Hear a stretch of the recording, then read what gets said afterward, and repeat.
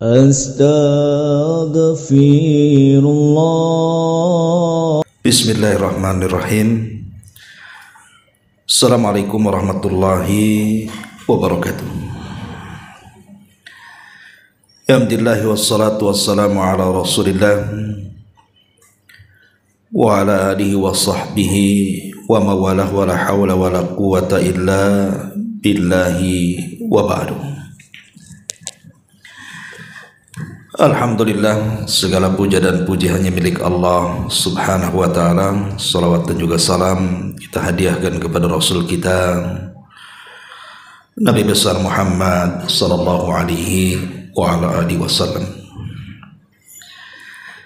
Kita lanjutkan kembali masih membahas Kitabul Jami dan kita masuk pada hadis ke-6 dari kitab Az-Zuhd, kitab yang bicara tentang zuhud.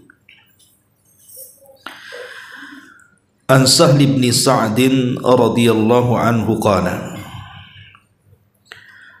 Jaa rajulun ila an-nabi sallallahu alaihi wasallam faqala ya Rasulullah dullani ala amalin idza amiltuhu ahabbani Allahu wa ahabbani an-nasu.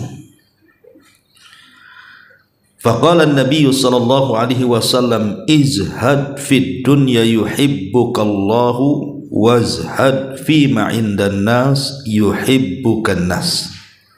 Rawahu Ibnu Majah wa ghairuhu wa sanaduhu hasanun. Dari Sahl bin Sa'ad radhiyallahu an, dia berkata bahwa ada seorang laki-laki datang kepada Nabi sallallahu alaihi wasallam kemudian berkata, wahai Rasul, tunjukkan kepadaku satu amalan yang jika aku mengamalkannya maka aku akan dicintai Allah dan juga dicintai manusia. Maka beliau menjawab, zuhudlah terhadap dunia, pasti Allah mencintaimu, dan zuhudlah terhadap apa yang dimiliki manusia, niscaya manusia akan mencintaimu. Hadis ini dikeluarkan Imam Ibnu Majah dan lainnya dengan sanad yang hasan. Ma'asyiral muslimat yang dimuliakan Allah subhanahu wa ta'ala, hadis ini adalah hadis yang sangat mulia sekali karena bicara tentang hakikat daripada apa yang disebut dengan zuhud.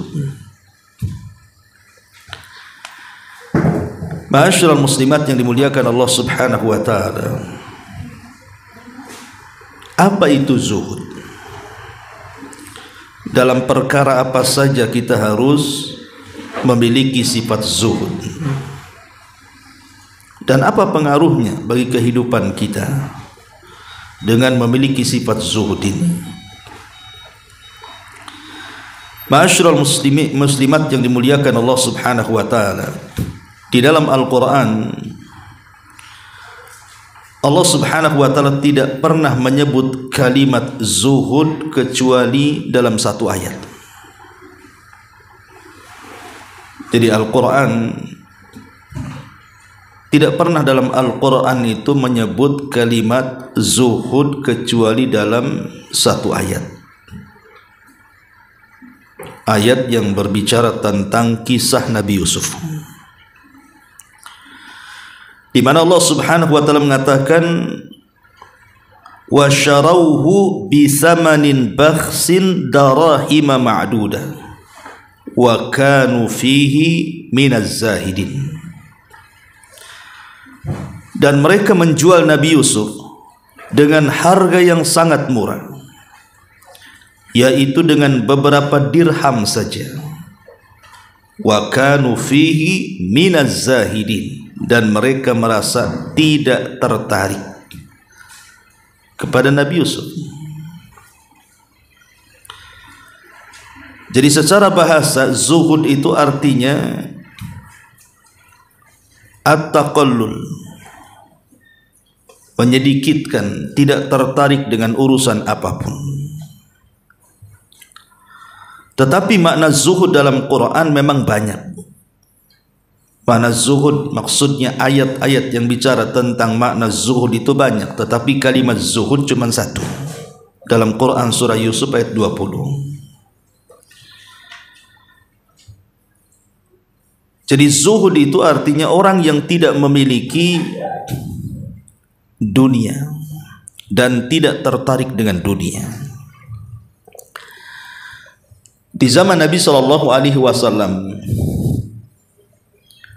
kenapa Nabi sallallahu alaihi wasallam dan para sahabat itu adalah manusia yang paling zuhud? Karena begini Bu, kalau dunia dan isinya ini ditimbang di satu neraca timbangan, kemudian sayap nyamuk ditimbang di neraca satunya, maka sayap nyamuk itu jauh lebih berharga dibandingkan dunia dan juga isinya. Makanya Nabi SAW mengatakan, "Lau kanatid dunya tazinu indallahi janaha ba'udha ma saqa kafiran minha syurbata ma'in." Kalaulah dunia ini memiliki harga walaupun seperti sayap seekor nyamuk di sisi Allah, tentu orang kafir tidak akan diberikan minum walaupun satu tetes air. Kalau dunia ini ada harganya, tentu orang kafir tidak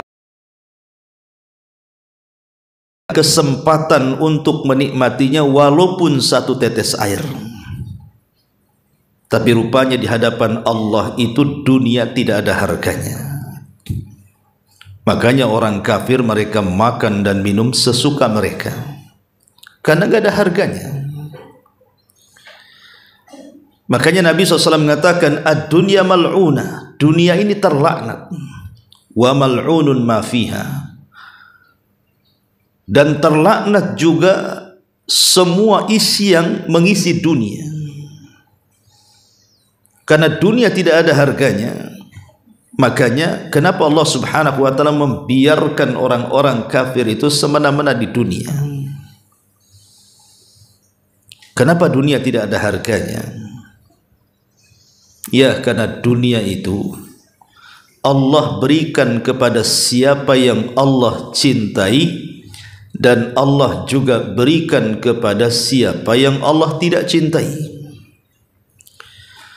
Allah berikan dunia kepada Qarun, bahkan tidak ada manusia yang lebih kaya dibandingkan Qarun sejak zaman itu sampai hari ini.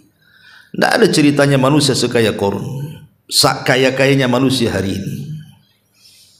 Apakah Qarun mukmin dan dicintai Allah? Tidak, Qarun kafir dan dibenci Allah. Namrud, raja yang menguasai hampir separuh dunia lebih. Tapi apakah Allah Subhanahu wa ta'ala mencintai Namrud? Tidak. Bahkan Allah sangat murka kepada Namrud, Fir'aun, dan begitu seterusnya. Sebagaimana Allah Subhanahu wa ta'ala juga anugerahkan kepada Sulaiman, Allah anugerahkan kepada ayahnya Daud, Allah anugerahkan kekayaan kepada Dzulqarnain, dan begitu seterusnya. Atau di zaman Rasul, Abu Bakar kaya, Abu Lahab juga kaya. Jadi dunia itu tidak bisa membedakan dan tidak bisa menjadikan mulia karenanya. Karena dunia ini bersyarikat antara mukmin dan kafir, antara manusia dan binatang. Jadi hakikat zuhud itu artinya orang hanya meletakkan hati kepada Allah Subhanahu wa ta'ala. Ma'asyiral muslimat yang dimuliakan Allah Subhanahu wa ta'ala, di zaman Rasul ada seorang wanita yang hendak menghibahkan dirinya kepada Nabi untuk dinikahi. Dan tidak mengapa seorang wanita menghibahkan dirinya khusus untuk Nabi. Tapi Nabi tidak tertarik. Sampai 3 kali wanita itu menawarkan dirinya untuk menghibahkan dirinya kepada Rasul, tapi Rasul sekali lagi tidak tertarik.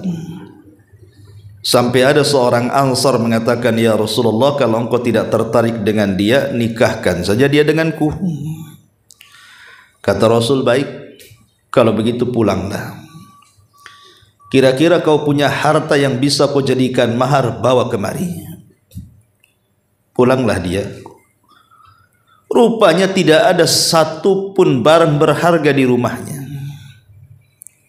Akhirnya dia mendatangi Nabi SAW dan mengatakan, "Ya Rasul, aku tidak punya harta kecuali sarung yang kupakai. Kalau sarung ini kuberikan kepada dia, telanjang aku. Tapi kalau seandainya tidak kuberikan, tak ada mahar diriku." Kata Rasul, "Pulang lagi, cari betul-betul. Mungkin adalah cincin dari besi, nggak apa-apa, ambil saja." Pulang lagi lah sahabat Ansor ini. Dicari-cari, tidak jumpa juga cincin dari besi. Subhanallah. Sahabat Nabi SAW, manusia yang dijamin masuk surga, tidak ada satupun harta di rumahnya sampai kepada cincin besi. Akhirnya dia balik kepada Nabi SAW dan mengatakan, "Ya Rasulullah, tidak ada wala khataman min hadid, walaupun dari cincin besi aku tak punya."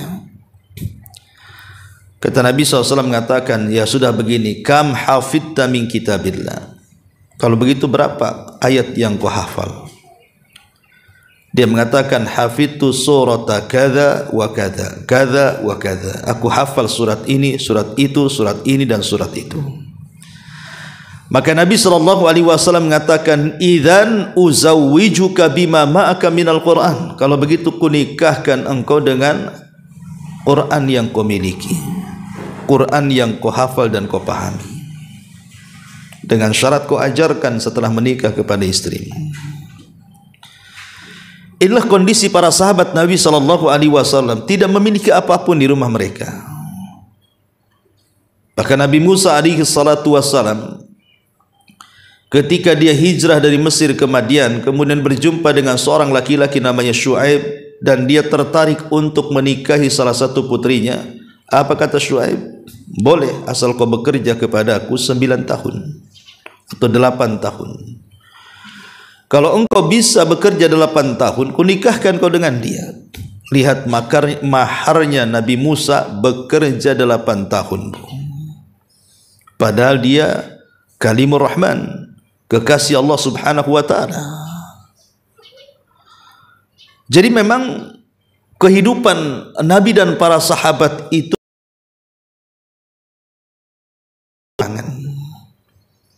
sampai Nabi SAW pernah mengutus seorang atau sekelompok sariyah. Sariyah itu pasukan tanpa dipimpin Nabi, pasukan khusus lah bahasa sekarang ini. Tapi Nabi SAW tidak ada makanan untuk bekal mereka kecuali hanya tamar, hanya kurma. Itu pun tidak banyak. Dan Rasul mensyaratkan setiap 1 hari harus makan 1 butir kurma saja. Bayangkan Bu, 1 hari 1 butir kurma. Kira-kira kalau ibu makan 1 hari 1 butir kurma, teriak-teriak nggak perutnya tuh? Teriak-teriak lah Bu, rebak-rebuk, nggak jelaskan Bu, ya. Tapi begitulah para sahabat. Para sahabat Nabi SAW bisa bertahan dengan 1 butir kurma setiap hari, karena lambung mereka kan terbiasa lapar jadi kecil. Kalau lambung ibu terbiasa makan jadi besar gitu ya. Jadi 1 piring 2 piring kayaknya belum makan kalau itu bakso. Kalau nasi baru makan katanya. Jadi berangkatlah pasukan ini.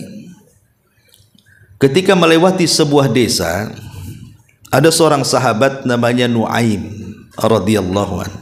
Si Nuaim ini Tiba-tiba dia bercanda kepada penduduk desa. Lah kebetulan desa itu sudah masuk Islam semuanya. Lah pemimpin yang ditunjuk Rasul untuk memimpin Sariyah itu kebetulan orangnya berkulit hitam seperti budak, tapi dia bukan budak. Dia pemimpin perang gitu ya, dan banyak hafalan Qur'annya. Jadi Nuaimin ini ketika istirahat, akhirnya dia masuk ke dalam perkampungan. Ya kebetulan kampung itu semua muslim. Kata Nuaim kepada orang-orang kampung itu, maukah kalian membeli seorang budak,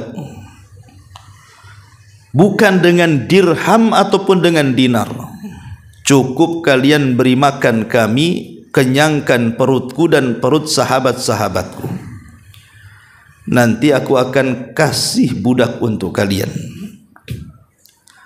Akhirnya kemudian mereka setuju, tapi Nuaim kemudian mensyaratkan, ingat, tapi budak ini dia tidak mau ngaku budak. Kalau ditanya apakah engkau budak, pasti dia mengatakan saya orang merdeka. Tapi kata orang desa, tidak masalah, biasa budak ngomong gitu katanya. Akhirnya kemudian mereka pun dijamu, dikasih makan kenyang-kenyang. Ya, kemudian setelah makan kenyang, datanglah penduduk kampung bawa tali, bawa tambang untuk ngikat mana budaknya. Rupanya budak itu diisyaratkan kepada pemimpin perang tadi karena warnanya kulitnya hitam, Bu. Itulah budaknya katanya. Jadi kata pemimpin perang, aku ini dimuliakan, enak saja kok kalian mengatakan budak. Ya, ini rencana siapa ini katanya. Akhirnya setelah tahu bahwa kepala itu bukan budak dan dia pemimpin perang dan itu sahabat Nabi, minta maaflah orang kampung itu. Ini gara-gara si Nuaim bercanda katanya.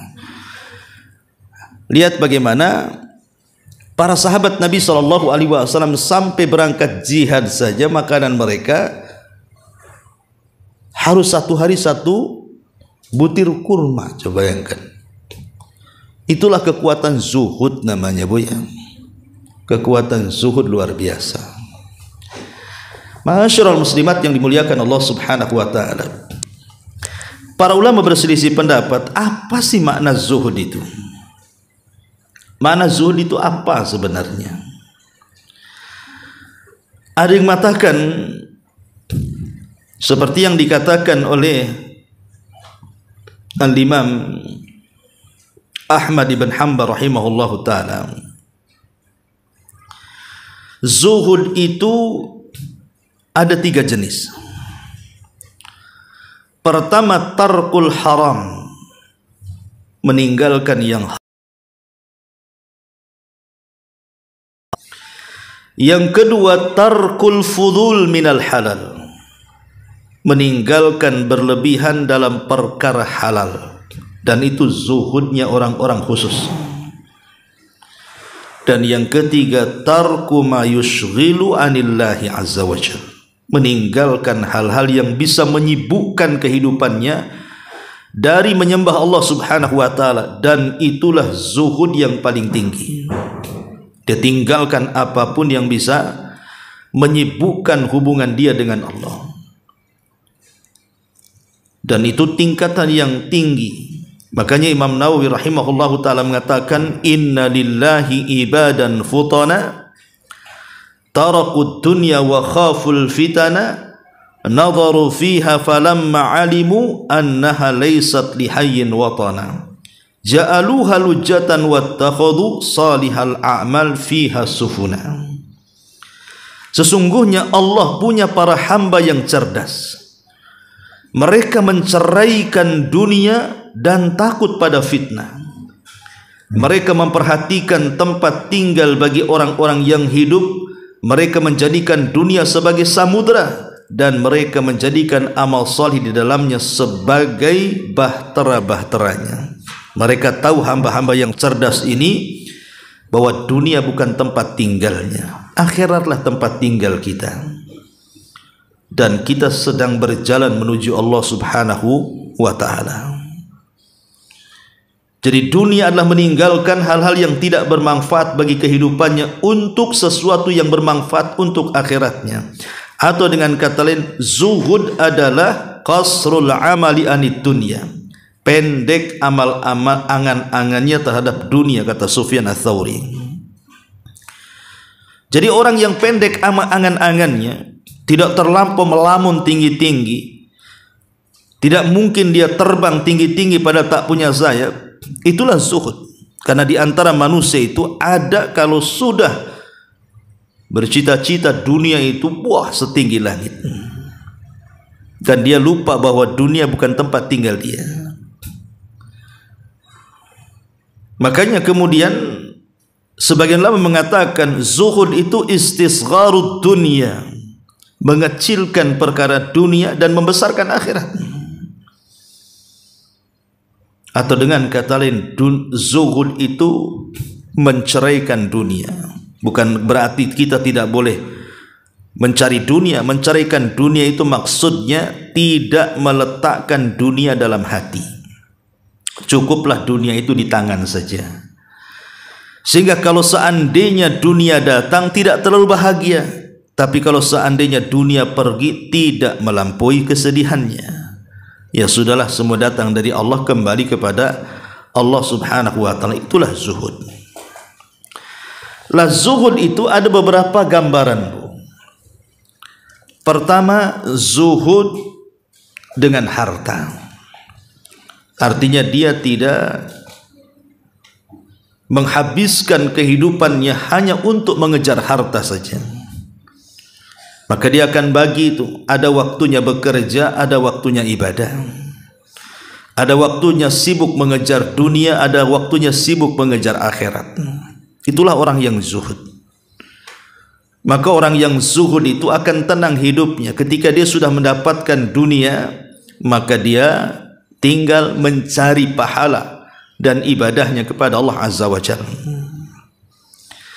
Yang kedua, zuhud tentang bentuk daripada fisik manusia. Umpamanya kan ada orang itu yang mati-matian mempertahankan, terutama mama ibu-ibu kan, kecantikannya jangan sampai pudar, padahal usianya sudah 70 tahun. Ngaca pun kacanya yang takut, bukan kitanya. Walaupun skankernya itu mahal-mahal bu, tetap saja kalau usia 70 tahun itu kayak lilin itu bu, kena panas meleleh. Udah nggak ada yang kencang ceritanya. Umur 70 tahun itu, 50 tahun ke atas sudah nggak ada yang kencang, itu semua kendor. Mau pakai apa dikenceng? Mau pakai silikon ya? Jadi ada orang yang tidak zuhud dengan bentuk badan. Dia tidak terima dengan kudrah dia. Kodrat dia tidak diterima itu. Bahwa dia itu semakin tua akan semakin jelek, semakin tua akan semakin tidak lagi cantik. Dia nggak terima. Ada orang yang nggak terima dengan itu. La haula wala quwata illa, sehingga harta sebanyak apapun dia habiskan hanya untuk membentuk badannya. Beli obat sana, obat sini, operasi sana, operasi sini, safar ke luar negeri, suntik sana, suntik sini. Ini nggak zuhud bu. Ya. Orang itu kan ada masanya. Laki-laki ada masa gantengnya, perempuan ada masa cantiknya. Makanya kata anekdot di Facebook itu, ya, kalau menikah itu cari yang tua katanya. Kenapa? Karena kalau istri sudah cantik, suami pula dah rabun katanya. Betul tak tuh? Ya. Ma'asyiral muslimat yang dimuliakan Allah Azza wa Jalla, intinya bahwa zuhudlah dengan bentuk fisik ini. Apa yang Allah berikan kepada kita, itulah kita syukuri. Ya, kita perlu merawat badan, merawat kecantikan, tapi jangan berlebihan. Ya, ini yang kedua. Yang ketiga, zuhud dalam ar-riasah wal mansib, artinya jabatan, kepemimpinan. Karena ada orang-orang yang mengejar jabatan dan kepemimpinan itu sampai menghambur-hamburkan biaya. Betapa banyak orang-orang yang mencalonkan pemimpin tidak terpilih, itu bisa telanjang, stres, jadi ODGJ, ya. Karena habis duitnya di situ. Udah rumahnya habis, tanahnya habis gitu, tidak terpilih pula. Padahal dia sudah buat serangan fajar, serangan duha, serangan duhur, semua diserang, Bu. Tapi tidak menang juga, sampai stres. Ya. Itu karena tidak zuhud, terlampau rakus dia. Coba kalau seandainya orang itu kembali kepada takdir Allah Subhanahu wa ta'ala, orang itu akan tenang. Ya. Kemudian juga yang nomor 4, zuhud indan nas, zuhud di hadapan manusia. Begini, Bu, di sekeliling ibu itu kan adalah kawan-kawan ibu itu. Yang namanya kawan-kawan itu ya, satu sisi ada yang muji, satu sisi ada yang menjelek-jelekan ibu. Satu sisi ya ada yang menggibah baik, satu sisi ada yang menggibah tidak baik. Namanya manusia. Satu sisi ada yang mengangkat kita, sisi lain pula ada yang menerjunkan kita, menjatuhkan kita. Itulah manusia. Bahkan terkadang ketika kita di atas, semua manusia tepuk tangan dengan kita. Ketika kita di bawah, semua tangan yang digunakan tepuk tangan diteletakkan di wajah-wajah mereka, menutup diri. Begitulah manusia. Tapi orang yang zuhud terhadap manusia, maka dia akan samakan pujian dan celaan. Kau mau muji aku silahkan, tak puji pun tak ada masalah. Kau mau mengangkat ya silahkan, mau merendahkan pun silahkan. Bagiku yang memuji dan yang tidak muji sama saja. Maka hati orang yang zuhud itu la tataghayyar, tidak mungkin berubah. Kalau ibu ingin zuhud terhadap manusia, maka jangan pernah berubah hati ini. Jangan pula kalau dipuji hidungnya ngembang, tak dipuji pula kempes lagi, kan itu ya. Artinya kalau dipuji, cantik kali bu, sibuklah dia ngaca, betul tak aku cantik nih. Sekali diejek, jelek kali bu ini, langsung seminggu seteruk dia bu, betul tak saya jelek katanya. Lah kan orang yang kayak gini nggak zuhud namanya bu.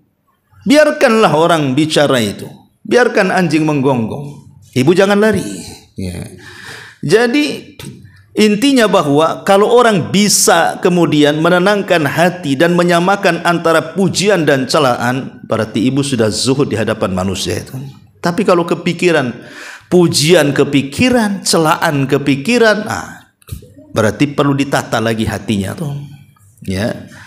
Ini yang keempat. Yang kelima, zuhud kepada diri sendiri juga sama.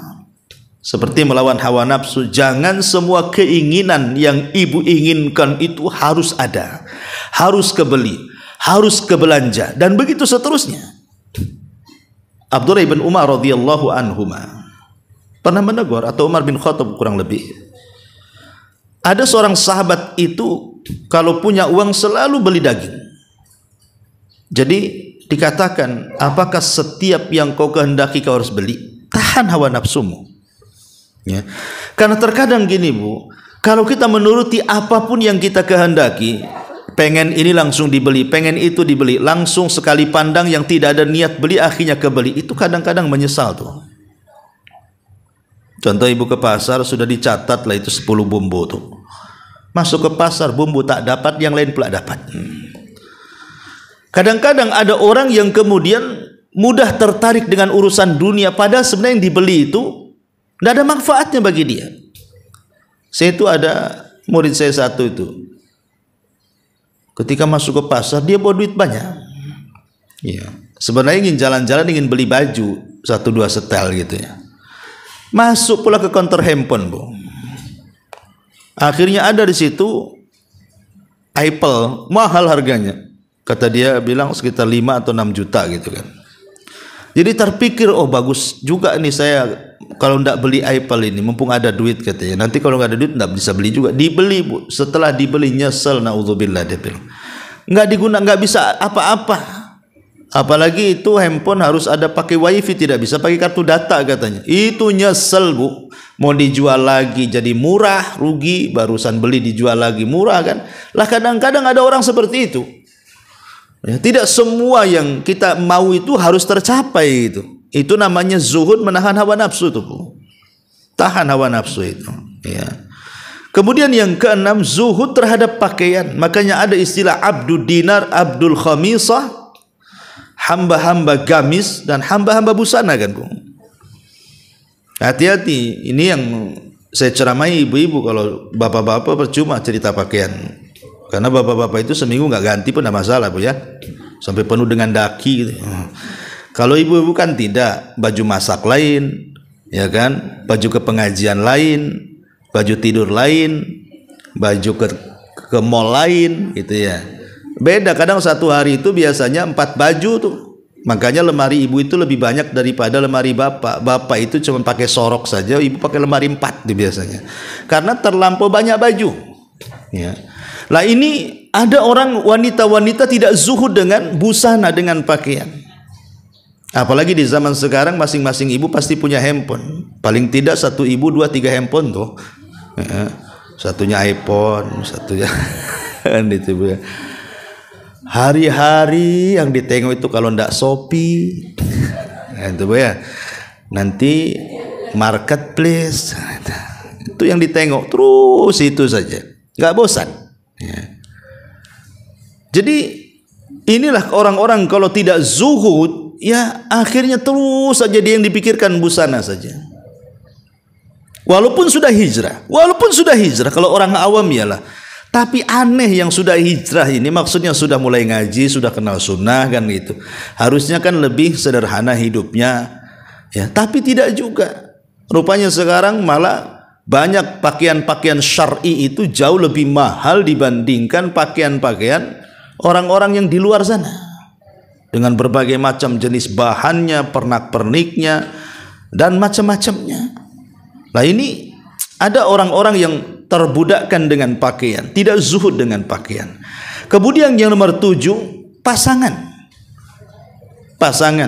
Seperti Nabi SAW, apabila dia disuruh untuk memilih antara istri-istri dia dengan dia, tentu milih dirinya sendiri. Tapi kalau pilihannya diri sendiri dengan Allah, maka dia akan tinggalkan semuanya. Makanya kebiasaan Rasul kalau di sepertiga malam, di 10 malam akhir Ramadan, Aisyah radhiyallahu anha mengatakan, kana Nabi sallallahu alaihi wasallam idza dakhala al-ashra shadda mi'zarahu wa aiqadha ahla. Rasul itu kalau 10 akhir Ramadan maka dia langsung mengikat pinggangnya, tali pinggangnya, artinya menjauhkan diri dari istri-istrinya, tidak melakukan hubungan padahal istrinya banyak. Karena waktu itu memang harus terputus antara dia dengan istri-istri atau manusia, dan dia fokuskan ibadah kepada Allah Azza wa Jalla. Sampai dia rela meninggalkan pasangannya. Lah ada orang yang tidak zuhud dengan pasangan. Mungkin karena cintanya cinta mati. Ya, mungkin ibu cinta mati sama suami gitu. Apapun yang diperintahkan suami, mau halal, mau haram, mau maksiat, mau taat, laksanakan saja demi cinta alasannya. Ada orang seperti itu, Bu. Sampai saya kadang-kadang ngelus juga dada tuh. Sampai ada seorang anak diperkosa sama ayah tirinya. Tahu-tahu apa? Ibunya pula yang ikut bantu. Ya, naudzubillah. Saya baca berita itu. Kan aneh gitu ya.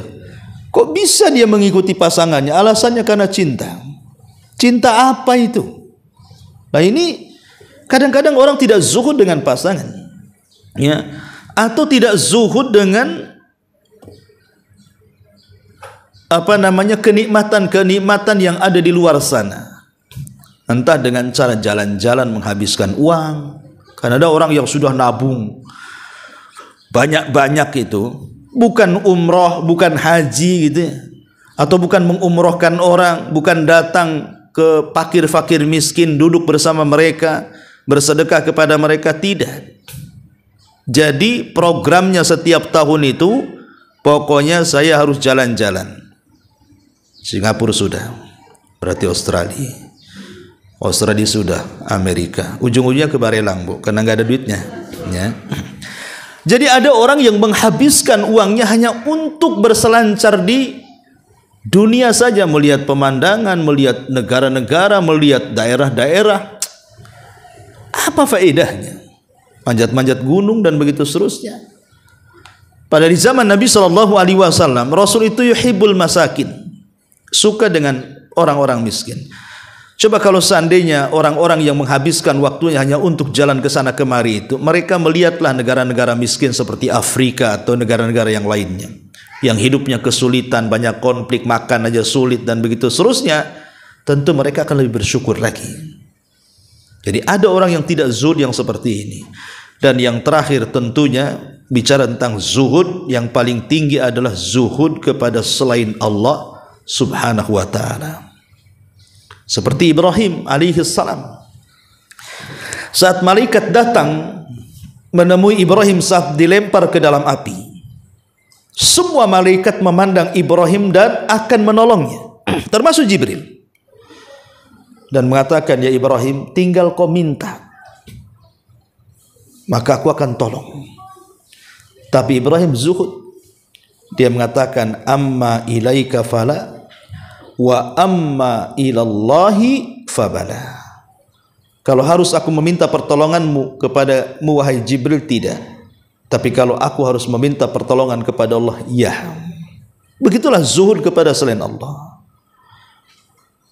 Nabi SAW ketika pulang dari Taif, datang Jibril dengan 2 malaikat penjaga bukit dan mengatakan, ya Muhammad, kata Jibril, di kanan kiriku ada malaikat penjaga bukit Taif. Kalau kau mau, perintahkan kepada keduanya. Mereka akan mengangkat bukit ini untuk menimpakan orang yang sudah menyakiti kamu.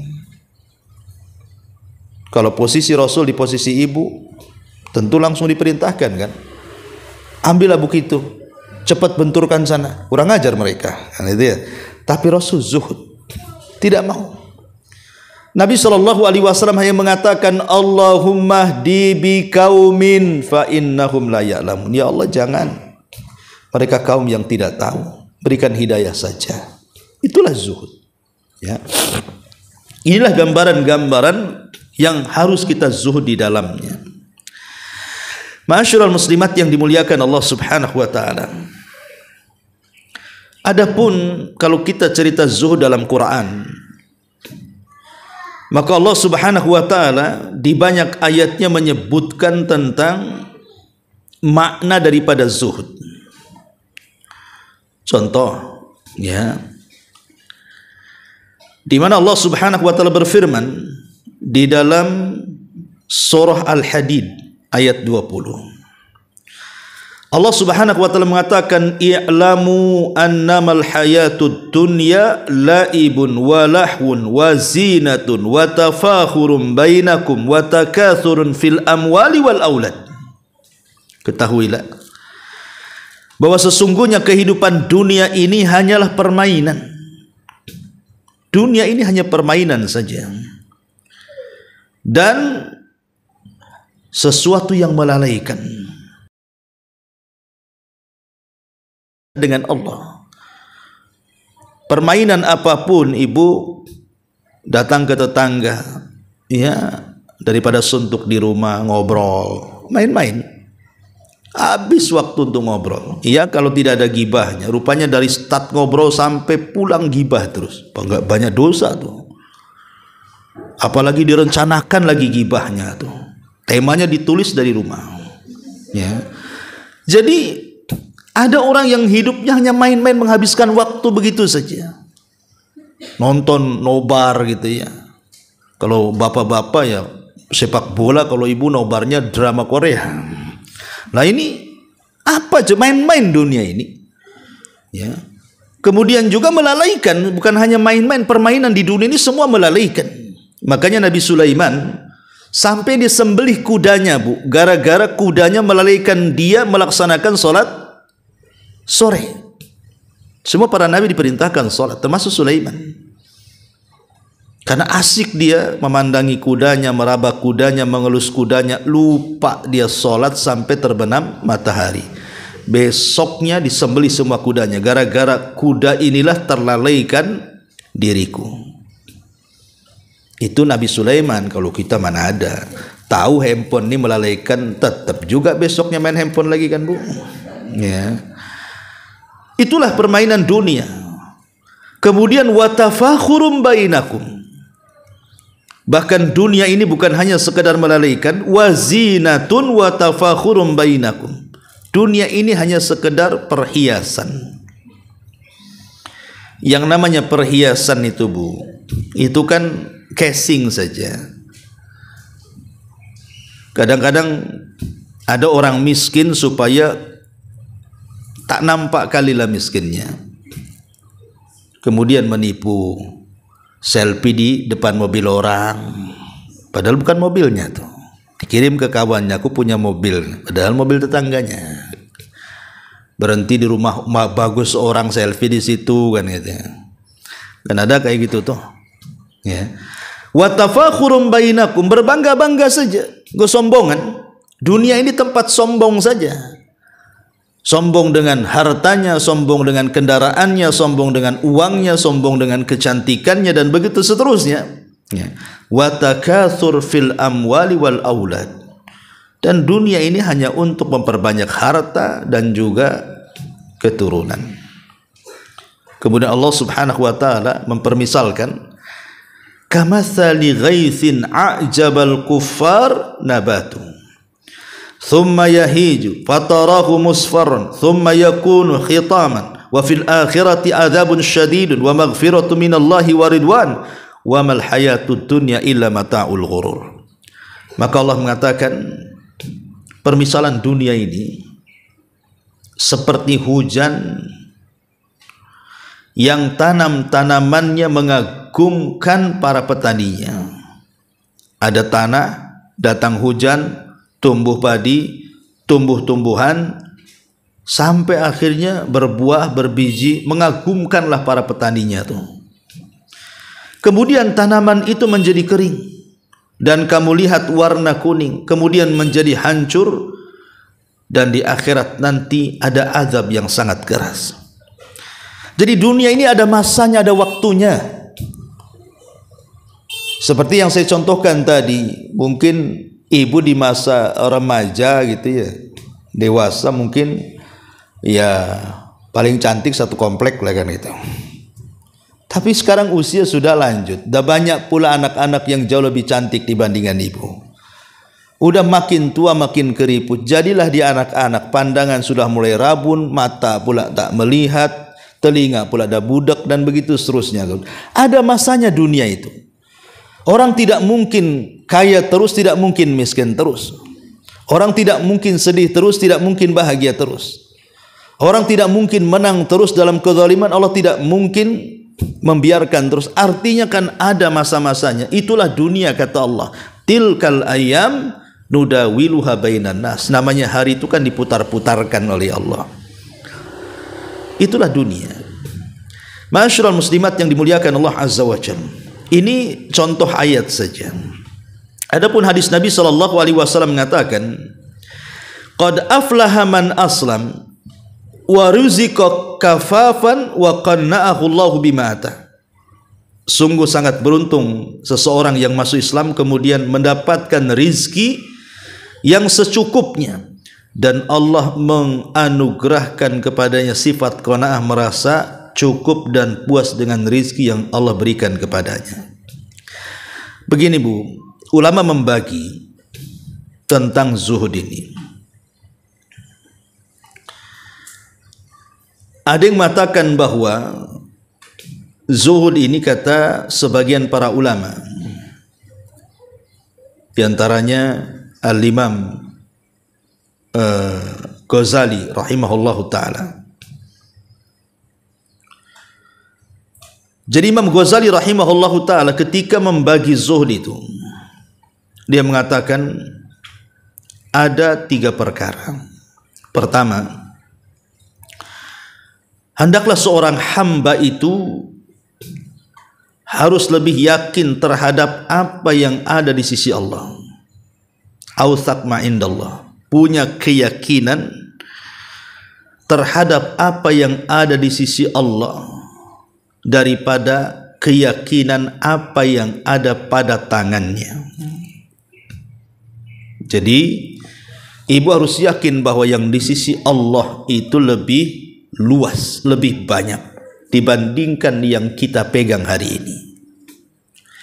Supaya apa? Supaya tidak sombong, Bu. Ya. Supaya tidak merasa tidak butuh dengan Allah. Tetap kita harus butuh dengan Allah. Karena ada orang yang sudah merasa cukup hidupnya, usahanya lancar, menurut orang sekitar dia orang yang paling kaya raya, ya, dengan rumahnya yang megah, kendaraan yang mewah. Akhirnya lupa Allah, Bu. Lupa kalau Allah lebih kaya dibandingkan dia. Akhirnya kekayaannya melalaikan dia, tidak mau sholat karena sudah kaya, malah mengejek, tuh yang sholat tak kaya-kaya, bagus aku tak sholat kaya. Istidraj itu, Bu. Ya, jangan salah, itu istidraj namanya. Ini tidak zuhud orang yang seperti ini. Yang kedua, ya, jika seorang hamba mendapatkan musibah, maksudnya musibah dunia, contoh mamanya ludes hartanya, anaknya meninggal gitu ya, atau musibah apalah ya, maka ia lebih senang kepada pahala musibah daripada hilangnya dunia pada sisinya. Ini zuhud juga ini ya. Jadi kalau seandainya qadarullah lah, mungkin di antara seseorang muslim, saya tidak mencontohkan ibu ya, yang lain aja sedih pula nanti saya contohkan ya. Mungkin ada seseorang ibu itu yang ya suaminya meninggal, anaknya meninggal, rumahnya kebakaran, berangkasnya kecopetan, apapun musibahnya, atau suaminya digoda istri orang kan gitu, ataupun mungkin diambil orang sampai melakukan perceraian, macam-macam kan musibah itu, atau anaknya sakit berkepanjangan tidak sembuh-sembuh, atau ibu yang sakit gitu ya. Ketika kemudian dia lebih cinta dengan pahala musibah dibandingkan musibahnya itu sendiri, maka dia telah zuhud.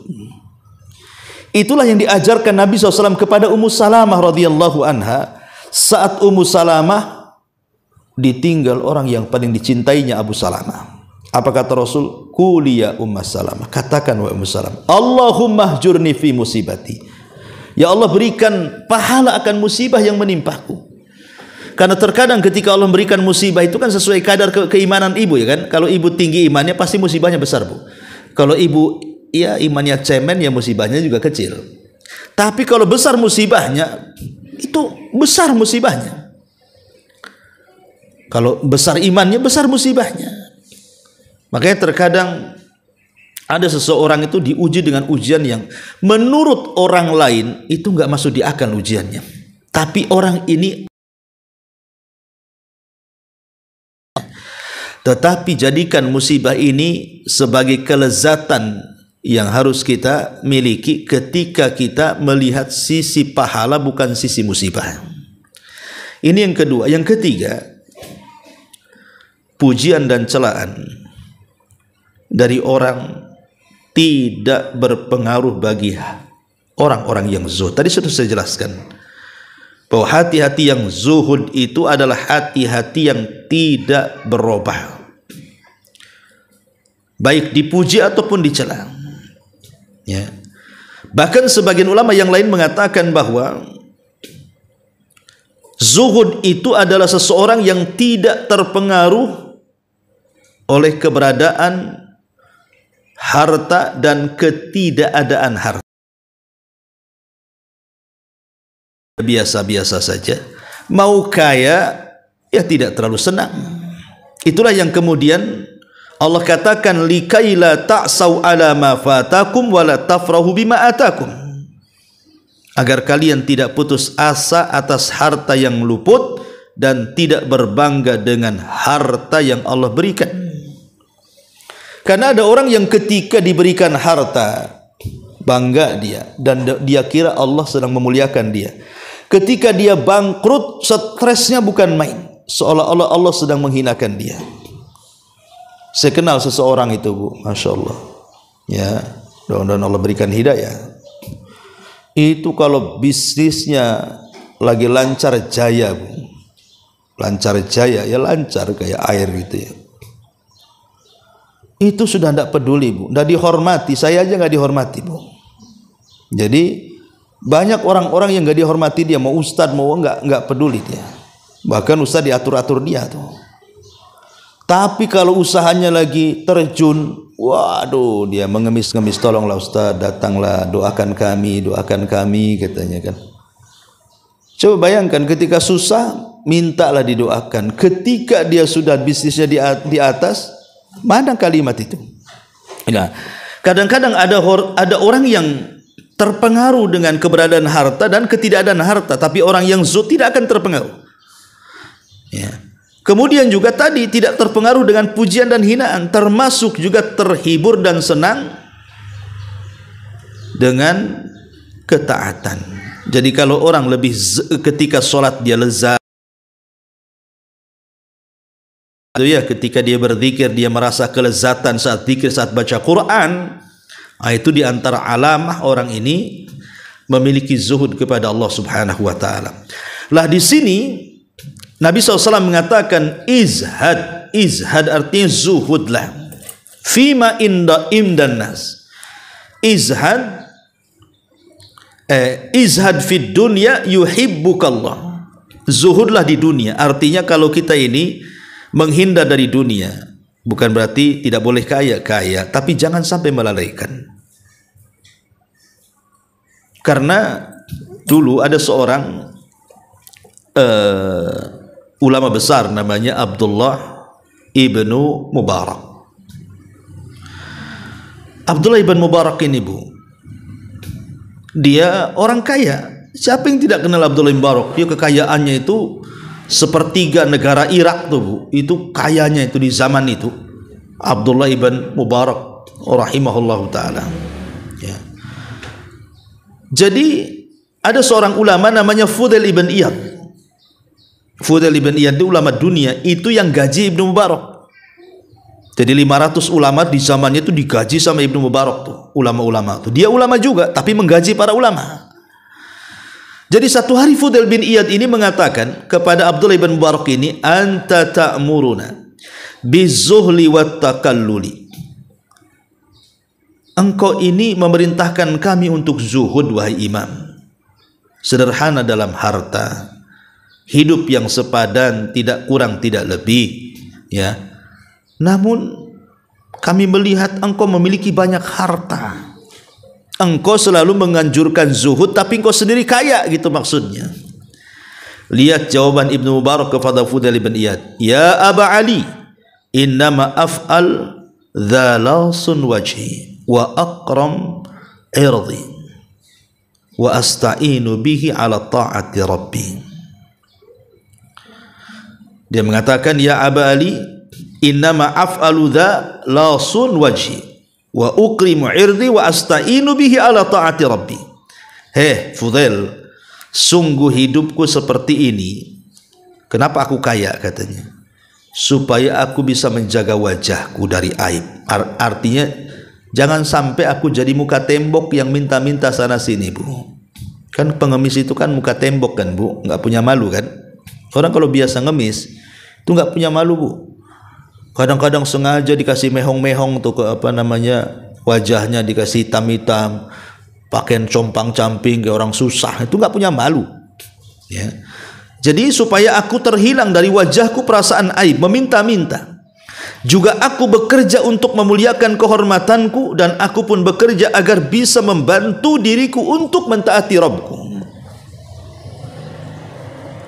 Apa yang dikatakan Abdullah ibn Mubarak senada dengan dikatakan Sufyan al-Thawri ketika dia mengatakan, ya imam, kau ini menggembar-gemborkan zuhud tapi kau kaya, katanya. Apa kata Sufyan al-Thawri? Likaila atamandalu ala sultan, supaya aku tidak menjilat penguasa. Kalau aku miskin nanti ku jilat penguasa. Tapi kalau aku kaya, aku bisa mengingkari kemungkaran penguasa. Yang hak saya katakan hak, yang batil saya katakan. Aku kan tidak digaji mereka, katanya. Nih, itulah zuhud namanya. Ya. Jadi para ulama ketika bicara zuhud ini Intinya adalah berusaha untuk menjadikan harta itu cukup di tangan saja, Bu ya. Jangan diletakkan di hati. Contohnya begini, kalau ibu jalan dari rumah ke pengajian sini, jatuh dompetnya. Di dompet itu ya ada ATM, ada uang 10 juta atau 20 juta kan gitu. Itu kalau tidak zuhud, Bu, mungkin ibu nggak akan ngaji tuh. Ah, malas katanya. Gara-gara aku ngaji dompetku hilang katanya. Gara-gara aku ngaji jatuh dompetku, aku sekarang susah. Ya. Karena apa? Ketika kemudian kekayaan diletakkan di hati itu, Bu, itu kepikiran dompet yang ibu hilang itu bertahun-tahun itu. Nanti kalau kumpul dengan kawan-kawannya terkenang lagi, iya aku pernah hilang loh dompetku sana. Terus sedihnya akan terus tuh.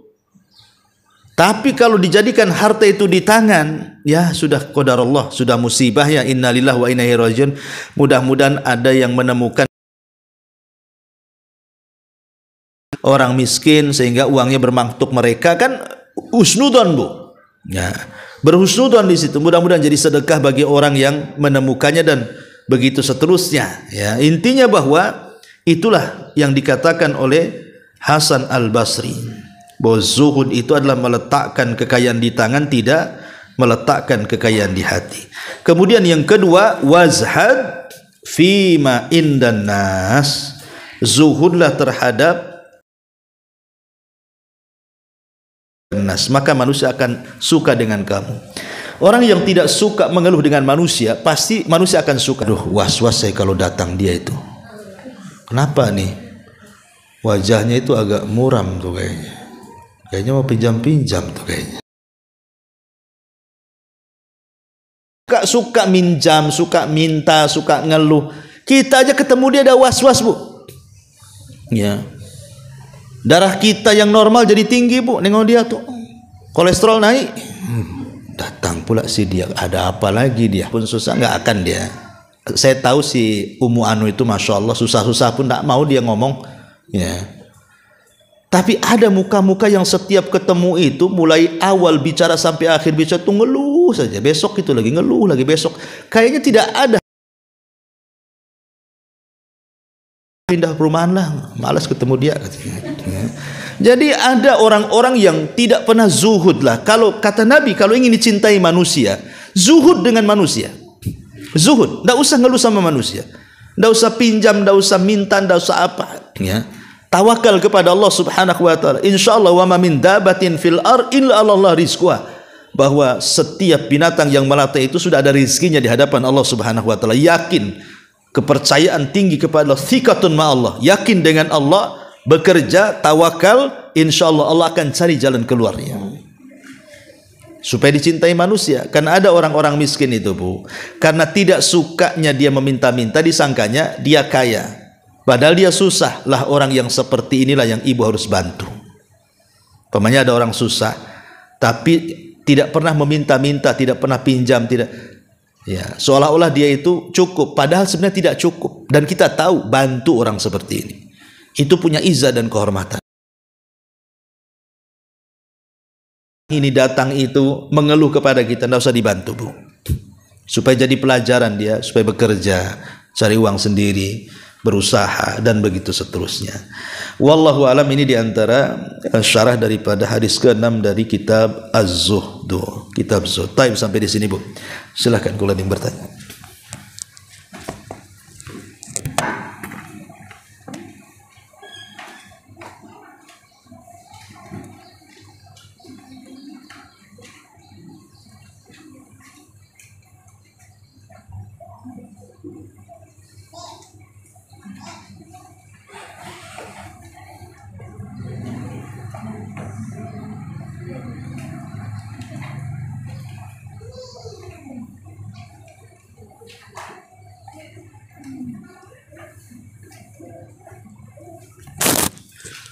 Taib kalau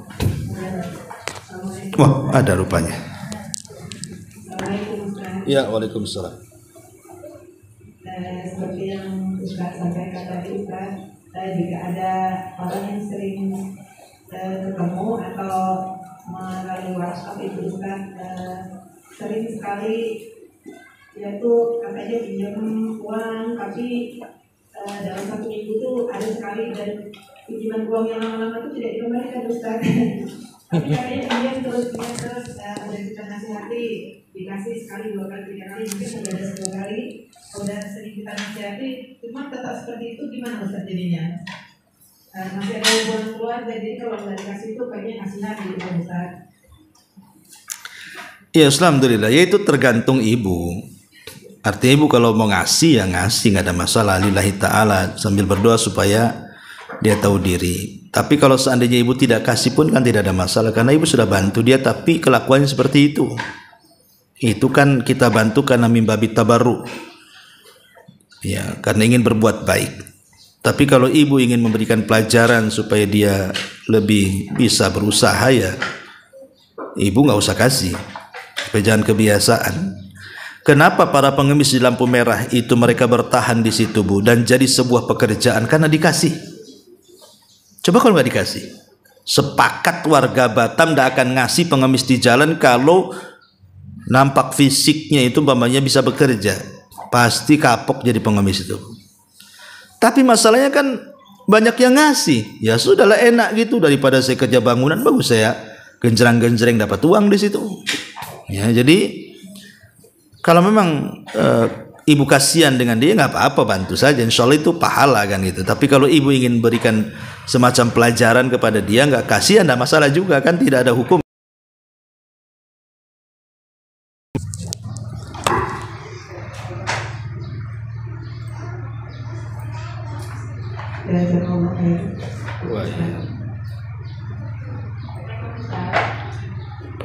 Waalaikumsalam.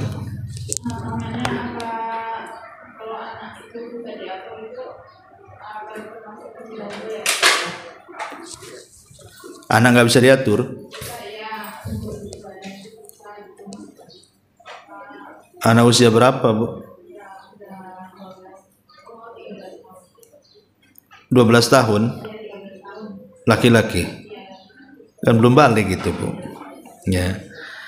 Kalau usia 12 tahun itu kewajiban ibu hanya mencereweti. Itu bahasa apa, cereweti? Ya, hanya ya ibu harus cerewet, ya. Nggak masalah, cerewetin aja. Dan sebenarnya cerewetnya ibu itu sebenarnya sudah harus di usia 7 tahun. Karena Rasul mengatakan, "Muru auladakum bis sholati wa hum abna'u sab'in." Ya, perintahkan anak-anakmu sholat di usia 7 tahun. Kata Rasul kan begitu. Kemudian di usia 10 tahun kalau diperintahkan sholat tak mau, boleh kita pukulan tarbiyah. Bukan mukul kayak mukul maling, tidak ya. Artinya ya mukul supaya dia takut. Makanya Rasul mengatakan, letakkan pecut di dinding rumahmu. Untuk apa? Tarbiyah anakmu dengan itu. Jadi ibu pilihan, nak sholat atau pecut, sholat atau pecut, gitu ya. Jadi dibolehkan, artinya memberikan ancaman untuk sebuah kebaikan. Walaupun nggak ada tujuan orang tuanya memecut, tapi kan mau nakut-nakuti anak-anak kan gitu. Kalau usianya kemudian sudah menginjak di atas 10 tahun, ya ibu wajib mengerasi dia. Tapi keras yang tidak menjadikan anak itu kemudian terganggu psikologinya dan apa kejiwaannya, ya. Artinya ibu lebih pahamlah karakter anak itu. Tidak apa-apa, Bu. Ibu jangan bosan-bosan. Jangan bosan-bosan terus saja. Waktunya sholat ingatkan, waktunya sholat ingatkan, waktunya sholat ingatkan. Walaupun anak itu kadang sholat, kadang enggak, ya. Kadang sholatnya salah-salan, 4 rakaat jadi 1 rakaat di jamak, ada pula 1 rakaat tuh langsung salam kadang-kadang. Ya namanya anak-anak kan, Bu. Tapi kan minimalnya sudah ada peringatan dari orang tuanya, sehingga kalau dia dewasa dia akan terngiang tuh ucapan ibu tuh, dan itu menjadi pahala bagi dia. Yang heran itu kalau anak-anak tidak sholat, ya kan, itu ya wajar lah anak-anak lah seusia ibu-ibu yang tidak sholat ya wajar itu saya. Ada diujilah. Kadang-kadang punya orang tua yang sudah usia 50, 60 tahun curhat tuh. Ustaz, ibu saya itu susah disuruh sholat. Kan repot tuh kan Bu. Padahal usia 10 tahun saja disuruh dipukul kata Nabi. Lah usia 50 tahun kira-kira apa itu? Pukulannya kayak apa tuh? Ya. Nggak mungkin juga kan mukul orang tua anak tuh, durhaka nanti. Jadi ada orang-orang yang sudah tua nggak mau sholat tuh yang heran saya itu. Kau bersyukur kepada Allah Azza wa Jalla. Ya kalau seandainya di usia 12 tahun kemudian apakah ini sebuah musibah atau tidak musibah? Ya musibah ya jelas musibah. Tapi kan musibah itu ada yang kecil, ada yang besar, ada yang parah, ada yang ringan kan itu. Boleh jadi mungkin ketika anak-anak susah diatur itu karena ibu waktu jadi anak-anak susah diatur juga. Ya, kan bisa saja, makanya ada istilah tabarru aba'akum tabarrukum abna'ukum. Berbuat baiklah kepada anak-anakmu. Berbuat baiklah kepada orang tuamu, niscaya anak-anakmu akan berbuat baik kepada dirimu. Kenakalan kita kepada orang tua itu nanti akan melihat kenakalan anak kita kepada kita.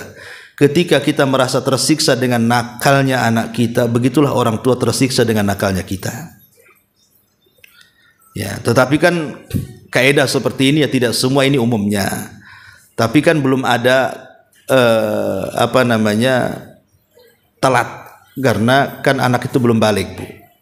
Usia balik anak-anak laki-laki kan 15 tahun. Artinya masih ada kesempatan 2-3 tahun untuk mentarbiyah anak itu. Wallahu a'lam, Bu. Ini sampai di sini karena waktu juga karena ada kajian tempat lain. Subhanakallahumma bihamdika asyhadu an la ilaha illa anta astaghfiruka wa atubu ilaik. Allahu